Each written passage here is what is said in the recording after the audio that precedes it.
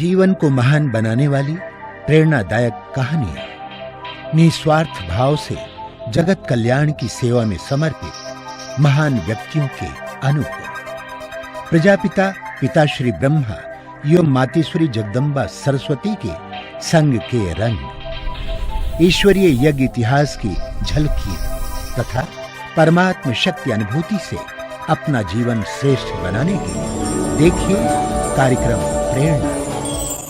दीपक देता है रोशनी फैलाने की प्रेरणा, फलदायी वृक्ष देता है देने की प्रेरणा, मधुबन देता है महकते रहने की प्रेरणा, महान व्यक्ति देते हैं जीवन जीने की प्रेरणा। आओ प्रेरणा से दें हम सभी को प्रेरणा।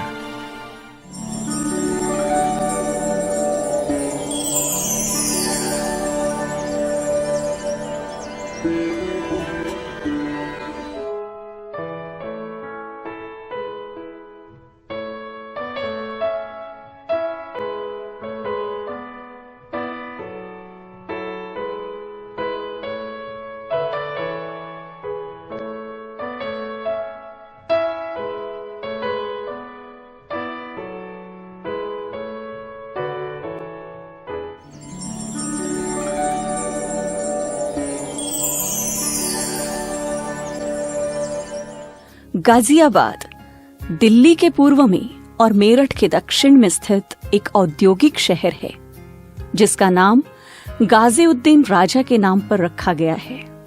गाजियाबाद के लोहिया नगर प्रजापिता ब्रह्मा कुमारी ईश्वरीय विश्वविद्यालय की संचालिका के रूप में आदरणीय विमला दीदी जी निमित्त है।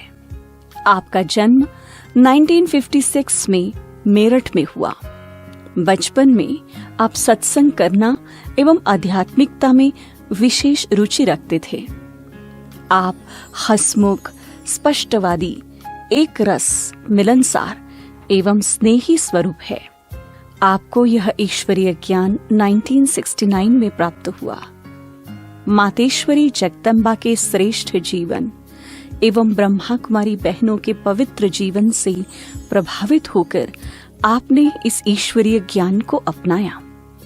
अव्यक्त बाप दादा की विशेष प्रेरणा प्राप्त कर 1974 से मेरठ, मोदीनगर, मुरादाबाद, खुर्जा, दादरी, दिल्ली आदि स्थानों पर सेवाएं देते हुए 2003 से गाजियाबाद में स्थित होकर आप ईश्वरीय सेवाएं दे रही हैं। समाज में ईश्वरीय संदेश देते हुए ज्योतिर्लिंग रथ यात्रा, महिला सशक्तिकरण, युवा साइकिल यात्रा, शांति यात्रा इत्यादि अनेक कार्यक्रमों का आपने आयोजन किया है। वर्तमान समय 2 सेवा केंद्र, 12 गीता पाठशालाओं में 500 से भी अधिक विद्यार्थी आपके सानिध्य में परमात्म पालना का अनुभव कर रहे हैं।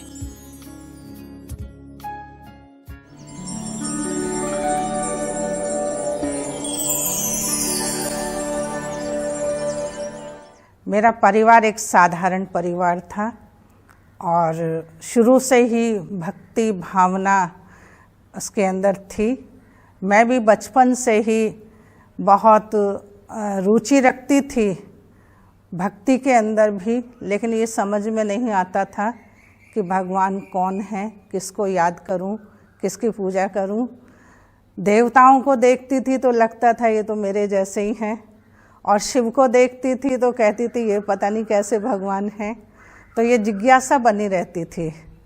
मैं अक्सर अपनी माता जी से पूछती थी ये दुनिया कब बनी, कैसे बनी, पहले कौन हुआ, किसने बनाई। तो उनको जितना पता होता था बता देती थी, लेकिन मेरी संतुष्टि नहीं होती थी। मैं कभी कभी पक्षियों को देखती थी तो सोचती थी क्या ये कभी इंसान थे, क्या भगवान सबके अंदर है। मैं कागज़ फाड़ती थी और उसमें देखती थी क्या इसमें से भगवान फट गया। इस तरीके से विचार मेरे मन में चलते थे। और मुझे बचपन से ही कहानियाँ सुनने का बड़ा शौक़ था, और कहानी कथा जिसमें कृष्ण लीला, राम लीला, ये सब मुझे बहुत अच्छा लगता था और मैं सुनती भी थी और मैं सुनाती भी थी। लेकिन ये समझती थी ये सब क्या है। उसके बाद जब मैं ये 1969 में मेरे लौकिक पिता ज्ञान में आए, उनके साथ साथ मैं भी आई और मुझे ज्ञान सुनते ही बड़ी अच्छी रुचि इसके अंदर लगी।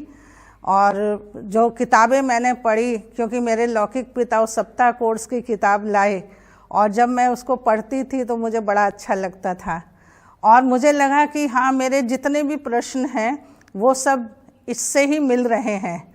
तो बहुत जल्दी मैंने ज्ञान को कैच किया और उसके साथ साथ मैं सुनाने भी लगती थी और मुरली पढ़ने का मेरे को शुरू से ही शौक़ हो गया। मैं पढ़ती भी थी और रात को जब तक किसी को सुना नहीं देती थी तब तक मुझे मतलब मन अच्छा नहीं लगता था, सुना कर के ही मैं सोती थी। ये मेरा शुरू से रहा। और जब ये पता चला कि मैं ही एक देवता थी कभी, तो मेरे अंदर ये लगा मुझे फिर से वही बनना है और परमात्मा आया है, भगवान आया है, उसका संदेश मुझे सबको देना है। तो ये मेरी रुचि बढ़ती चली गई और जब से मुझे परमात्मा का, शिव बाबा का ज्ञान मिला तो मेरे अंदर ये धुन लग गई कि मुझे बहुत आत्माओं को, सबको ये बाबा का संदेश देना है, कोई रह ना जाए। उसके लिए मैं चलती रही। मैं 1970 में जब पहली बार मधुबन गई बाबा से मिलने के लिए, जैसे ही मधुबन के आंगन में पहुँचे तो हमारा ग्रुप शांति स्तंभ में खड़ा हुआ बाबा के सामने। तुरंत हमारी मीठी प्यारी दादी प्रकाश मणि जी आई सामने। मुझे ऐसा लगा मैं इस स्थान पर पहले भी आई थी और मैं फिर आई हूँ। मधुबन कितना मधुर मधुर है, मधुबन कितना मधुर मधुर है, सदा ये आँखों में छाया है, सदा ये आँखों में छाया है। दिल वाला मधुबन का बाबा, दिल वाला मधुबन का बाबा दिल में समाया है। मधुबन कितना मधुर मधुर है, मधुबन कितना मधुर मधुर है। परम पिता शिव रोज यहाँ आकर ब्रह्मा के तन में, परम पिता शिव रोज यहाँ आकर ब्रह्मा के तन में, मुरली की मीठी मीठी तान सुनाते, मुरली की मीठी तान सुनाते, नैनों से छलका सागर का प्यार, नैनों से छलका सागर का प्यार, भूलता है नित्य नया रंग, भूलता है नित्य नया रंग। बच्चों के जीवन में दिलवाला मधुबन का बाबा, दिलवाला मधुबन का बाबा दिल में समाया है। मधुबन कितना मधुर मधुर है, मधुबन कितना मधुर मधुर है। और इतना शांति का वातावरण था जो मेरे मन को छू गया। और जब बाबा आए तो मेरे मन में पहले ये रहता था भगवान कैसे आएगा। और मैंने देखा बहुत कई बात पूछते भी थे बाबा से, लेकिन मुझे ये लगता था भगवान कैसे आएगा, मैं देखती हूँ। लेकिन मैंने देखा और मेरे मन में कई प्रश्न थे, मैं बाबा से पूछूंगी। जब मैं बाबा के सामने गई और मुझे ऐसा लगा कितनी हाई पावर की लाइट मेरे सामने है और जैसे एकदम लाइट के सामने खड़े हो जाएं तो पता भी ना रहे कि मैं कहाँ हूँ, या सूर्य के सामने खड़े होते हैं तो हमें पता भी नहीं चलता हम कहाँ हैं क्या हैं। ऐसे ही मुझे लगा और वो एकदम इतनी शक्ति मेरे अंदर आई और जितने मेरे प्रश्न थे वो सब पूरे हो गए।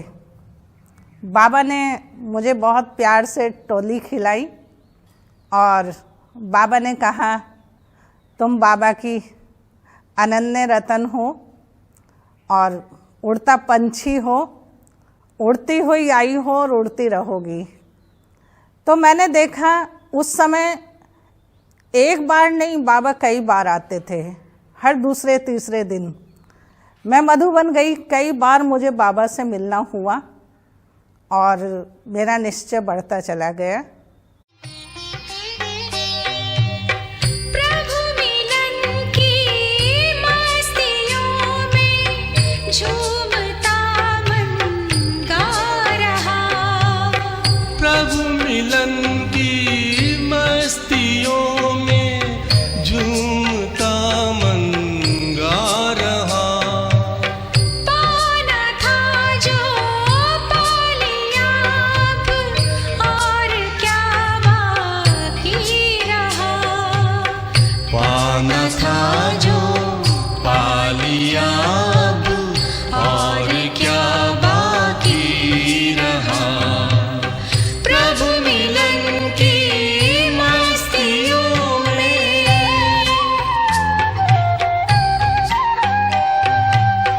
हो गया जब प्रभु ही अपना, कौन कोई गैर है।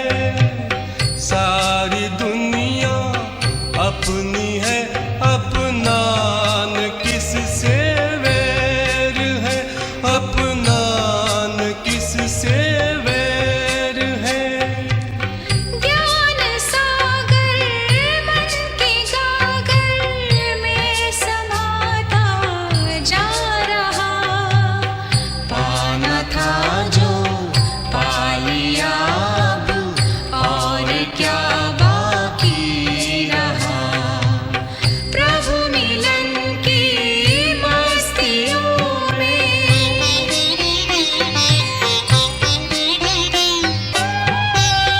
मस्ती मौलाई में है दौलत मिली प्रभु प्यार की। अब रही किस काम की ये सल्तनत संसार की। सन 1992 में मैं मधुबन गई थी और मुझे उस समय ये महसूस हुआ कि दादी कैसे दादी माँ हैं और कैसे दादी माँ में वो ममता है। तो करीब 15 दिन मैं पांडव भवन में रही। एक दिन रात को बड़ी तेज बारिश पड़ रही थी और मैं मेडिटेशन हॉल से जो ट्रेनिंग सेंटर के रूम हैं वहाँ जा रही थी। पानी नीचे भरा हुआ था। अचानक मुझे ऐसा लगा जैसे मेरा पैर किसी चीज़ पे पड़ गया है और मुझे ऐसा लगा कि कोई सांप मेरे पैर के नीचे आया है। तो मैं जल्दी से ही वहाँ से पार करके चली गई। फिर सवेरे अमृत वेले जब मैं उधर से आने लगी तो मुझे लगा कि मुझे इधर से नहीं जाना है और मैं सीधा गैलरी से भंडारे से निकल के मैं बाबा के कमरे में गई। तो सामने से दादी जी आ रही थी और दादी के हाथ में एक फूल था। दादी ने वो मुझे दिया और बड़े प्यार से मुझे कहा, रात को नींद आई? तो दादी ने मुझे गले लगाया और बहुत प्यार किया।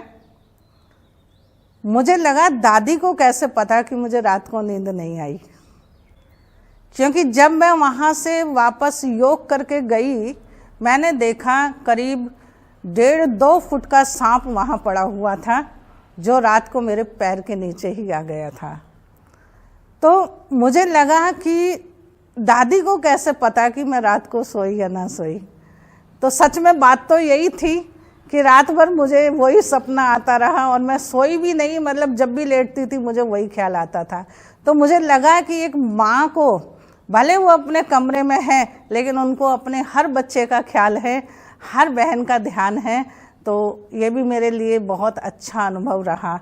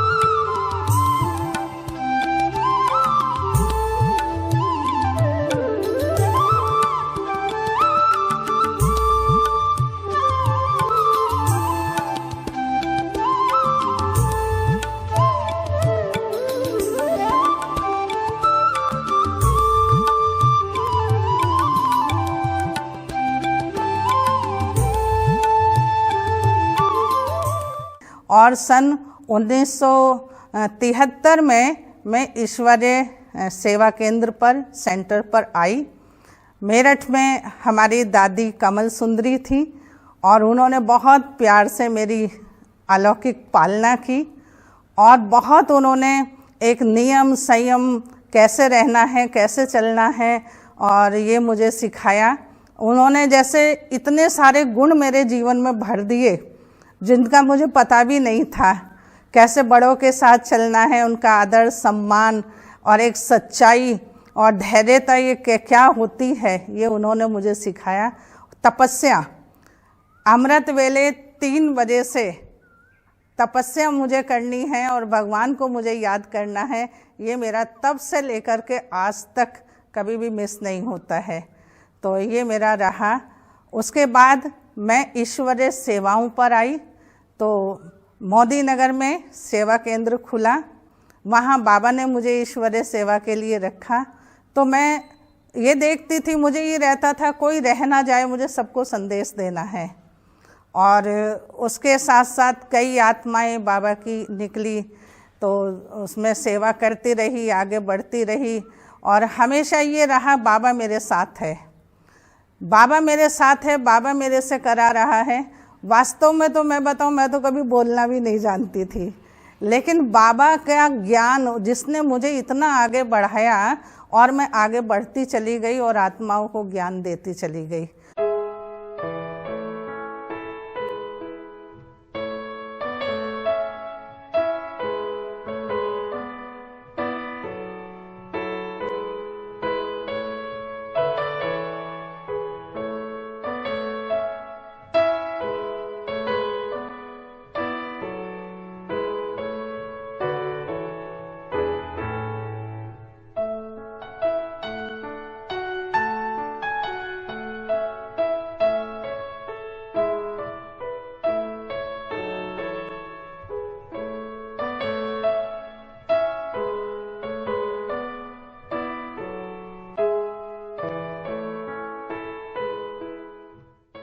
इस ब्राह्मण जीवन में मेरी विशेष धारणा ये रही है कि सच्चाई और सफाई।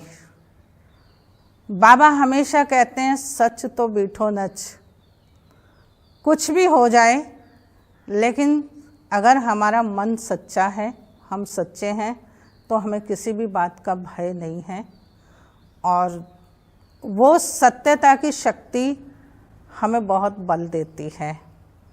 दूसरा, एक धारणा मेरी ये रही है कि अमृत वेला जो ब्राह्मण जीवन में विशेष शक्तियाँ पाने का श्रोत्र है, वो हमारा सदा बना रहे, उस पर मैं विशेष ध्यान देती हूँ।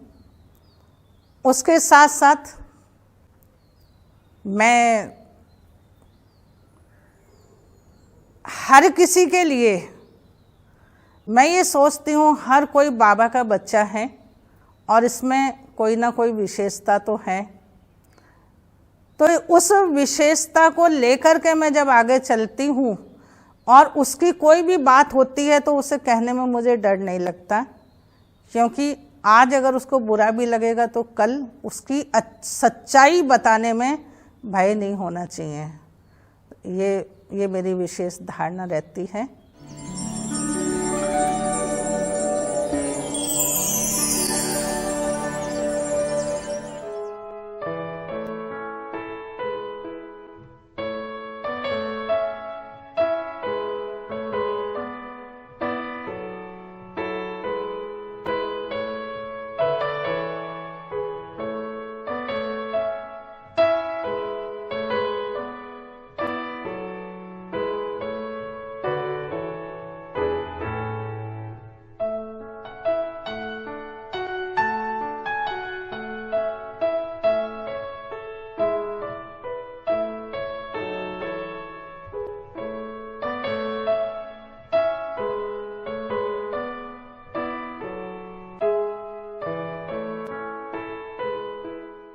बहन जी का जो एक्सप्लेन करने का तरीका है वह इतना व्यवहारिक है और इतना अपीलिंग है कि सामान्य रूप से पढ़ा लिखा व्यक्ति भी यदि इस सेंटर में बाबा की मुरली को बहन जी के शब्दों में सुने तो उसको अपने जीवन की बहुत सी मूलभूत बातें समझ में आएंगी।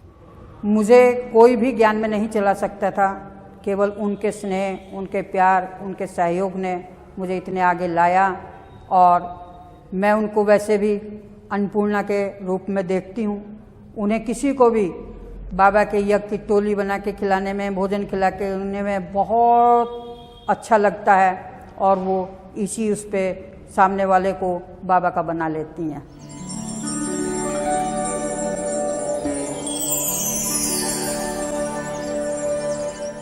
उन्होंने मेरे ऐसे ऐसे प्रश्नों का उत्तर देकर मुझे इतने प्यार से संतुष्ट किया। वो कभी भी इरिटेट नहीं होते थे, मैं चाहे कुछ भी पूछूं। तो उस पालना, उस सहन शक्ति ने मुझे बहुत कुछ सिखाया भी। दीदी हमारी दीदी ही नहीं, माँ भी हैं, दादी भी हैं। बड़े प्यार से हम बच्चों को सिखाती हैं, चलाती हैं। प्यार प्यार में हम बच्चों से हमारी कमियां भी पूछ लेती हैं, फिर उनको सजेस्ट करके दूर भी कर देती हैं।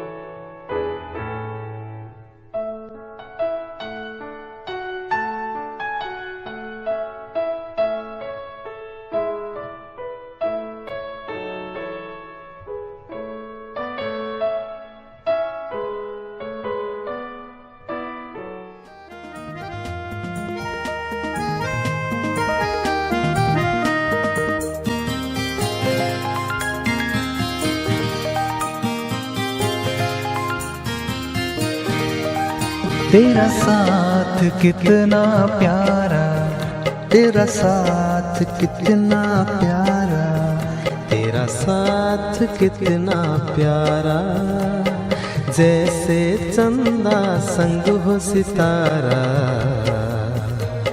रहते हो बाबा साथ हमारे, हो बाबा तुम हो प्राणों से प्यारा। तेरा साथ कितना प्यारा, तेरा साथ कितना प्यारा।